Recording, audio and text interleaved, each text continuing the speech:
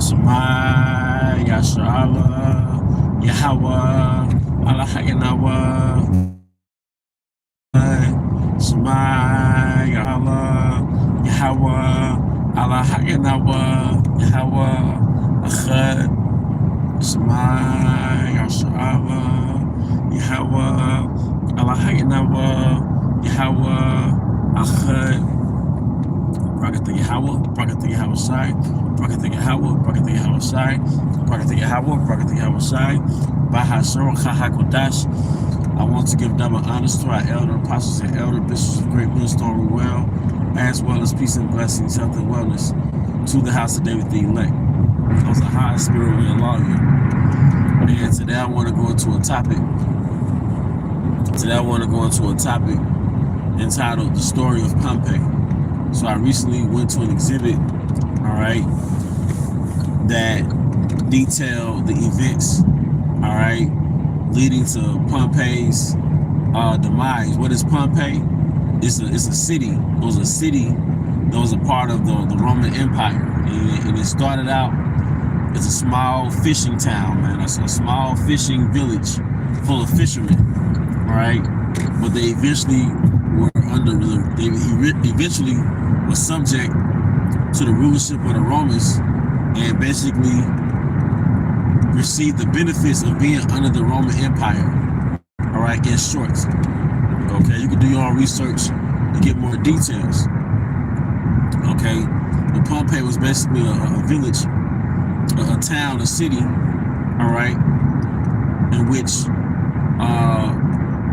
was a part of the Roman Empire, and it ultimately met its demise at the advent of a particular volcano eruption, in which I would like to say thousands of citizens were buried under the ashes, all right, of this volcano.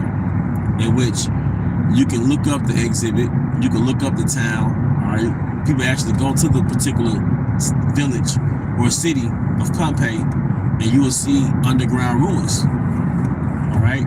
And they actually have an exhibit in Memphis, all right, where you can look at the actual bodies, alleged bodies that was buried in under the ashes, under the volcano eruption, okay. And what archaeologists did, they covered the bodies in plaster, and the plaster revealed the frame of the body. So you have people who had been basically mummified underground, man. And they were extracted through archaeologists who had put the bodies, they filled the bodies with plaster, and they gave the frame of the body so you can see people in their final pose before being buried in ashes, before being buried in lava, or before being buried in the fire, you see? And it reminds me of Sodom and Gomorrah. It reminds me of the time of Noah before the flood, okay?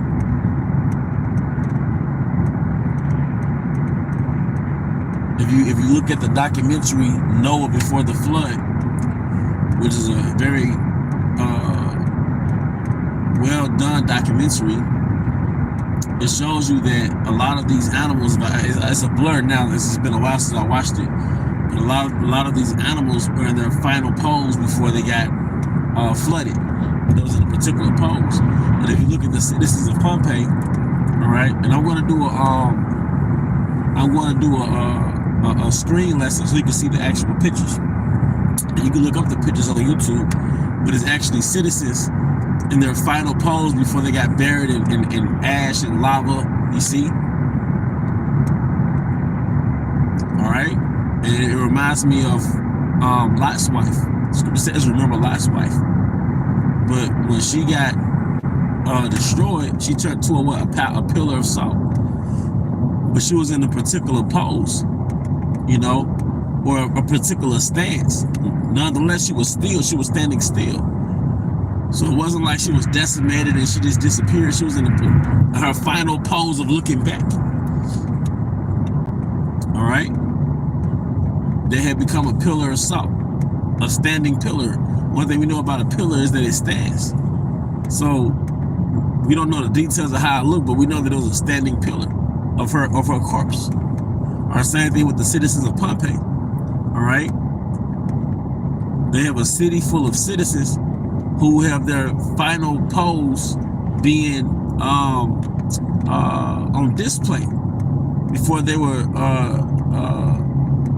basically put to death from a volcano eruption. An eruption that within 24 hours decimated a whole city. And you have to remember, this was a thriving city.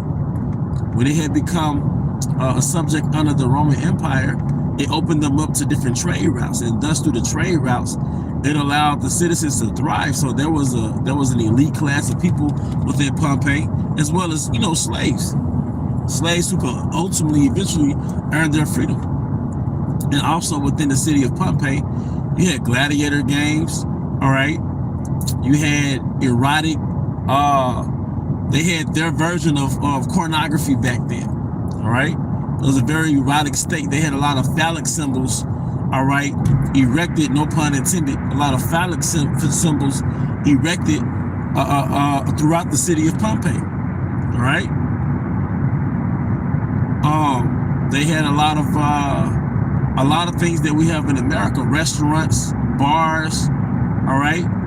They had that at Pompeii. A lot of things, is a lot of research about Rome is really sourced from the information that's extracted from Pompeii, because Pompeii was basically, when they found it erected or extracted from the rubble, it was basically like a standing city outside of it being, you know, extracted from the rubble in the earth. So a lot of information about the Roman Empire is really sourced from the information about Pompeii. Nonetheless, Pompeii was like baby Rome. And the thing about Pompeii is that culturally and philosophically, it was America. It was like America. Hence the title, The Story of Pompeii. It was an actual thriving city, all right, filled with merchants and tradesmen, all right? And they even had the details of the structure of the houses, how the houses had living rooms and dining rooms and different paintings, all right, within the house. Had open gardens within the house. Okay, they had a lot of the elites had servants that were living deliciously. But in one day, everybody turned to rubble. Everybody turned to ash. But the thing that was so peculiar about Pompeii is that because of the plaster that was used by the archaeologists to extract the bodies, you can see the citizens in their final pose before they were put to death. 2,000 years later. All right. Some people in the position of sleeping. Some people in the position of covering their children. All right. People in a position of, it looked as though they were making an effort to run down steps. All right. And this is pre-America. Because before the missiles hit, as opposed to one day, it's going to be 1 hour. People are going to be in running positions before they become decimated by missiles, man. They might be in a position to cover their loved ones. Some might be in a bed, holding hands with their significant other, like an older couple, like the movie Knowing. But most people are going to be in a fucking panic position according to the scriptures, man. Some people are going to be in a drop dead position because they've had a heart attack before the missiles hit. But you have to understand, Pompeii was an example of America. Pompeii was a microcosm of America, man. Pompeii was mini America. It was pre-America, man. And just like Sodom and Gomorrah, just like Pompeii, it's going to be destroyed by fire, man. See, unlike Sodom and Gomorrah, the destruction of Pompeii was not in the scriptures. Because it happened after the desolation. It happened after. So we know it's a freaky city, man. So why wouldn't the Most High destroy Pompeii, destroy Sodom and Gomorrah? You see?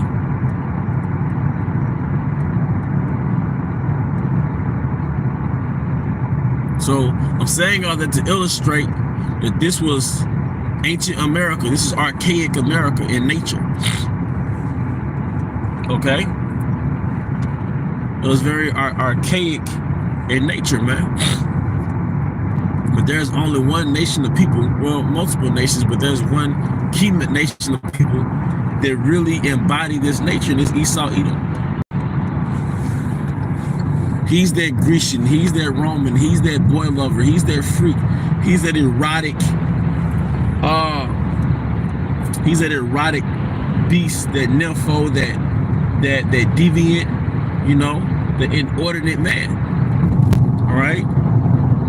So the way of the king is the way of the people. All right.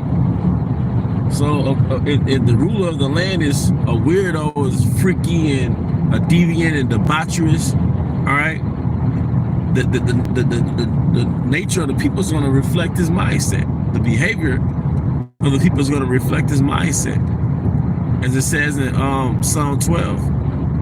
Hey, that's beautiful, brother. GMS shining light Pompeii was known as Sodom and Gomorrah. Like I said, they have an exhibit out here in Memphis. All right, and you can actually walk through the exhibit. All right. And you can see they got the bodies imported to the exhibit. So his body's covered in plaster, which shows the figure of the people in their final pose before they fucking got destroyed, man. Because I noticed these sodomistic cities, all right, they get destroyed.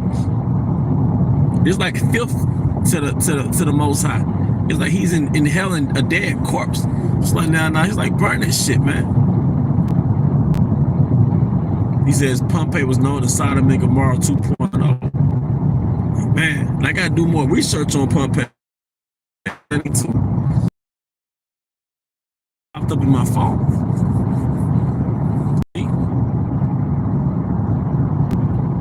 But you have to understand that the day before Pompeii got destroyed, nobody knew it was going to be destroyed.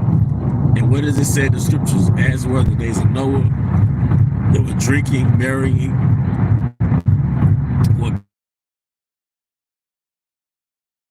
It was just, you remember 9/11? For those of us who are old enough, you remember 9/11? Do you remember the few hours before the attacks, alleged attacks?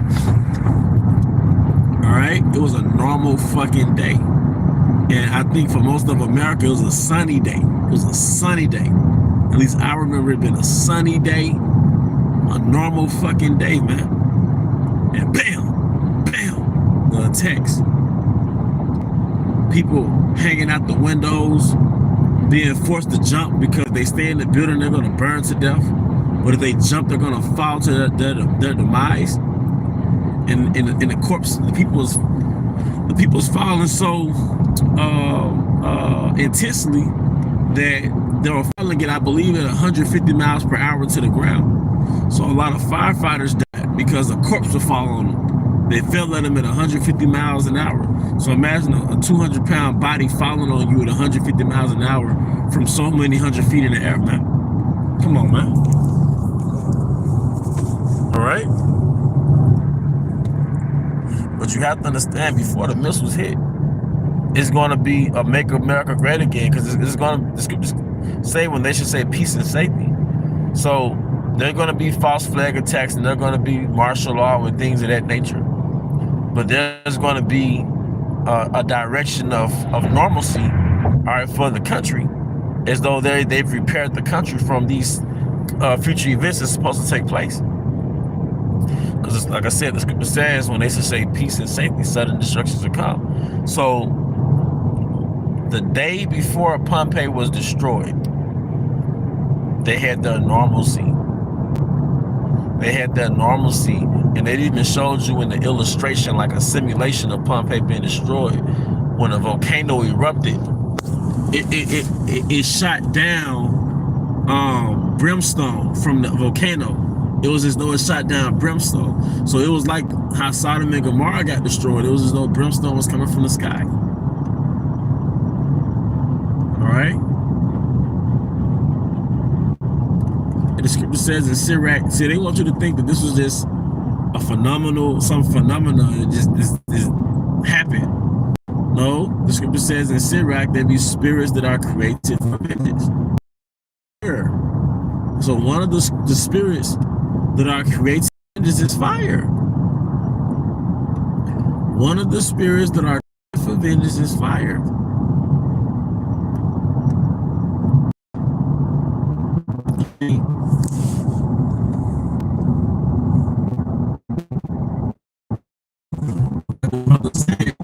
It was said that Pompeii, Sodom and Gomorrah.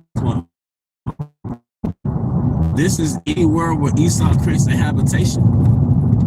The scriptures call him the border of wickedness. Anywhere where he sets up a kingdom, it becomes very sodomistic, very debaucherous, very Bacchus-like, man.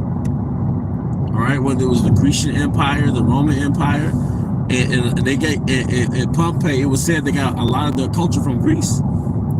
Greece was the first Idumean kingdom. Greece was the first Idumean kingdom.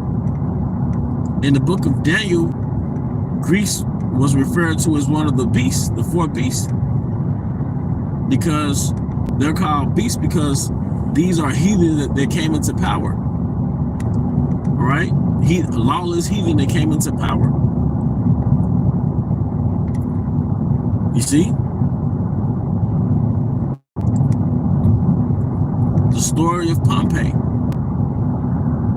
You had fine living. You had restaurants. You had bars. You had gladiator events. All right. You had tradesmen, or tradeship, for lack of better words. You had entertainment. You had open baths. All right. It was a little mini America, man.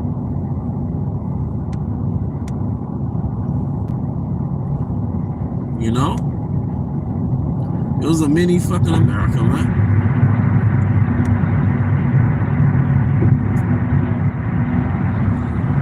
But the one thing that gets me is that they had a normalcy before the city was destroyed. It wasn't like a hurricane where everybody gets their hands up on the hurricane and you got days to evacuate. No. It was peace and safety. And then sudden destruction came. And according to researchers, the eruption happened at 8 a.m. Let me get my facts on point. The destruction happened 8 a.m. So a lot of people, the city was still practically probably asleep. The city, which explains why a lot of the corpses, once you go to the museum, we will look it up on the internet, the corpses was in a sleeping position. A lot of the bodies were in a sleeping position, man. That's called a receipt, man. The Most High is bad. Fear ye not me, said Yahweh Bahashim Hawashai. See, America is what happens. All right? Yeah, it was the Las Vegas of the Roman Empire. Yeah, that was known for the pornographic paintings and statues, man. You see? But that's what happens when the Most High hasn't visited his earth in a while. You see? Because, for example, from the time of Adam to the time of the flood, it's said to have been 1,500 years. You see? So from the time of the Adamites, the first men, so to speak, on the earth, to the time of the flood was 1,500 years. Then the flood came. The Most High wiped out humanity, saved 8 souls. Right? So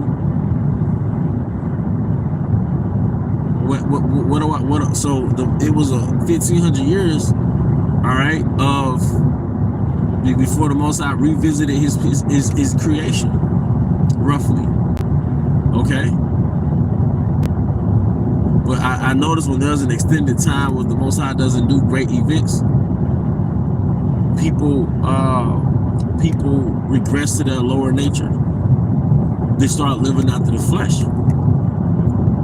Well, these cities get punished by the Most High, man. So you got judges that's set up by man. Then you have the divine judge. What does it say in the scriptures? The Most High is the judge. He put it down one and set it up another. Psalm 75, around 7 and 8 verse.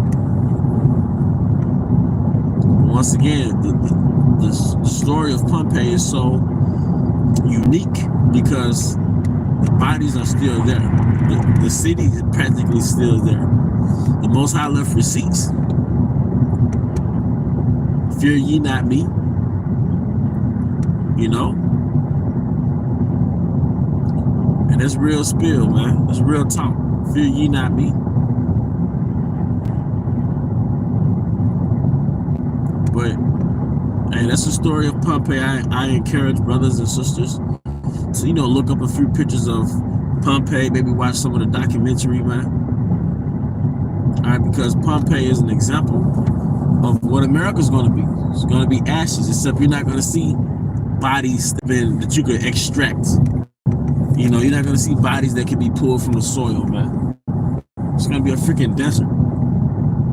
And you have to understand, and I believe that they built the city on top of Pompeii.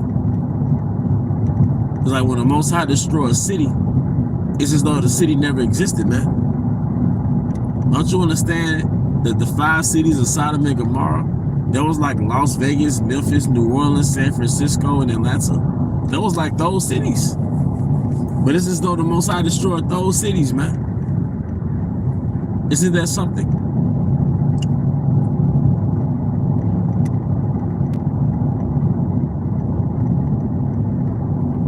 You know?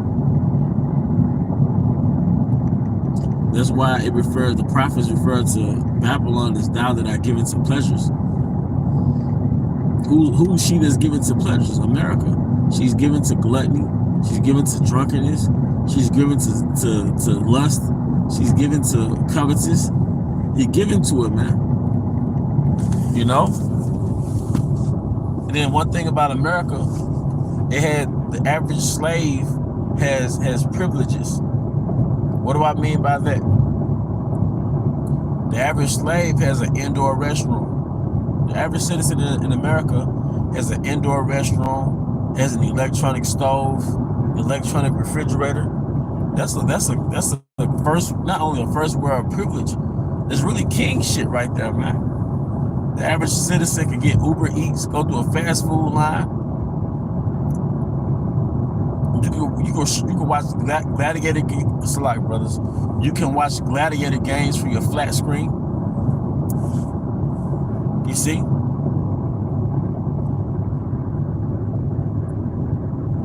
You can watch gladiator games from your flat screen, man. You see? And the average citizen has this access. The average citizen has access. But you should learn from Sodom and Gomorrah. You should learn from the time before the great deluge, before the great flood. You should learn from the Grecian Empire and the Roman Empire. You should learn from Pompeii. All right? But with that, I hope you brothers and sisters were edified. Once again, I would like to give all honor and glory to Yahweh Bahashim Yahushai, Bahashim Chahakudash. I also want to give double honor to our elder apostles, elder bishops of Great Millstone Ruel, as well as peace and blessings, health and wellness to the house of David the elect. Abba Shalom.